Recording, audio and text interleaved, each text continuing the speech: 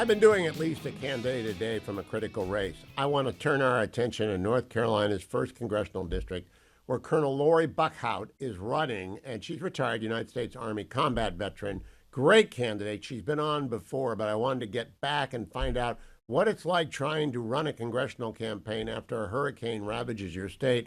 Welcome back, Colonel. How goes it? Hugh, how are you? I'm I great. tell you, man, we are hitting it hard here. We are putting in the miles and working our butts off here. So, yeah, it's going great here.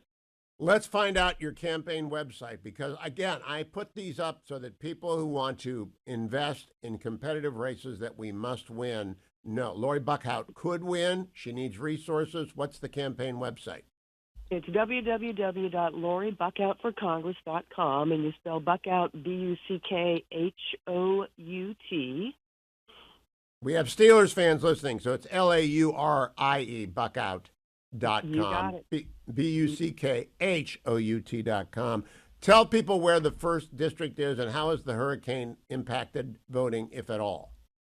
Well, I tell you what, we've been blessed. The hurricane hit out west, and we're on the East Coast. So we went across the border of Virginia at the bottom and covered down on a chunk of the northeast section of the coast. Got a little bit of beach. And then we go along the border. We got a lot of farmland. We have one urban area, Rocky Mount. But beyond that, it is a really rural area, a lot of farms, a lot of families, a lot of working families, a lot of farmers. But did it dodge the bullet then? A lot of people in North Carolina are still out of communication, so you didn't get hit?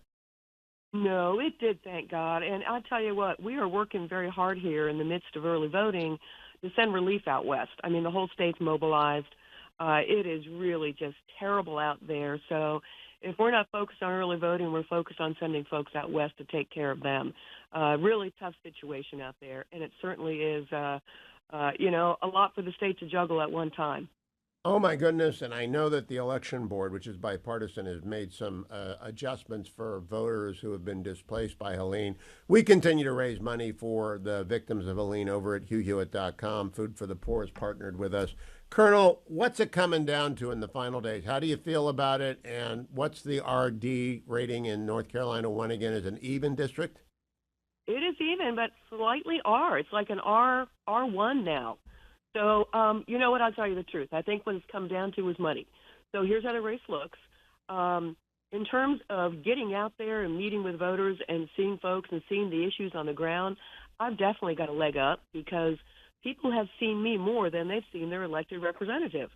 It's like Don Davis, who's my opponent. He's kind of one of these typical Democrats who likes to sit back and sort of just, enjoy the fact that he's elected. He hasn't been on the ground meeting voters or meeting his constituents. So I've seen more of the district than he has, which is kind of wild. But it's coming down to money because, of course, Democrats are pouring all kinds of money into this race. In fact, his top donors come from New York and California. That's where his top What a donors surprise. come from. Yeah. What a surprise. So that's why this audience, fine 25, fine 50, fine 100, or if you can, the maximum $3,300. LaurieBuckout.com, LaurieBuckout.com. Laurie, do you have a campaign canvas staff or people out there getting the early vote to turn out? Oh, tons. Let me tell you. So they have sent Trump Force 47 down here in eastern North Carolina. So we're partnering with the Trump team. We are endless. We're out everywhere. The NRCC and GOP have sent in congressmen from all over America to come get votes with me. We're knocking doors together. I've got them from Georgia. I've got them from Florida. Got them from Pennsylvania coming in to help me out.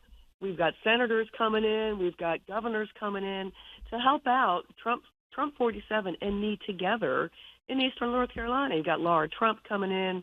Trump's been to the state several times. He's coming again on Monday. It is a really pleasant surprise. I'm a first-time candidate, seeing how the entire GOP is pulling for Trump and pulling for me. It's really heartening. And I hope my audience steps up because you got a lot of different media markets you have to advertise on, correct? I've got 3, so everything we do here is triple the buy. So it is very expensive. I never dreamed how expensive it would be. It's crazy. Well, Laurie Buckout, I hope the Hugh Hewitt audience is with you. Certainly, we are praying for North Carolina. I'm glad that your district was unravaged and that you're sending help out to the mountains. But just keep coming back. Let's check in again before the end of the election cycle. Buckout.com. Colonel, thank you. I appreciate your getting up early and giving us the update. Any polling, by the way? Well, I tell you, it's interesting. So Davis has me polling behind. We have us polling ahead. The NRCC did a poll last week, and I got a text 2 days ago from Speaker Johnson. Speaker Mike came in and said, Laurie, you're doing great. We're sending you another $1.4 million. Now, I love that, but that does not mean those are not hard dollars. Those dollars don't go as far as your dollars, America. That's great. No. By the way, when the NRCC comes in, that means they know they can win. That means you, America, can help Colonel Buck out and really make a difference because maybe one more ad. I always go back to the Norm Al Franken race. And Senator Norm Coleman was a good friend. We should have gone back one more time and he would have won. We should have had one more event, one more ad. It could be a 10-vote race, right? Right. Well, I tell you what, even with that ad from NRCC, we're still behind. They have crazy money coming in from crazy people, and so we are still behind in the fundraising because Democrats always bring in more, and they bring in a whole lot from a lot of interesting sources that we don't. Well, you've been under fire before. Colonel's been to combat. Right. She's not going to be flappable. Thank you, Colonel. Come back in a week or so and keep us posted because North Carolina 1 is going to go on the board early that night on election night. And if we win, we're in great shape. Thank you, Colonel. Sir. Thank you, Hugh. Take care. You too.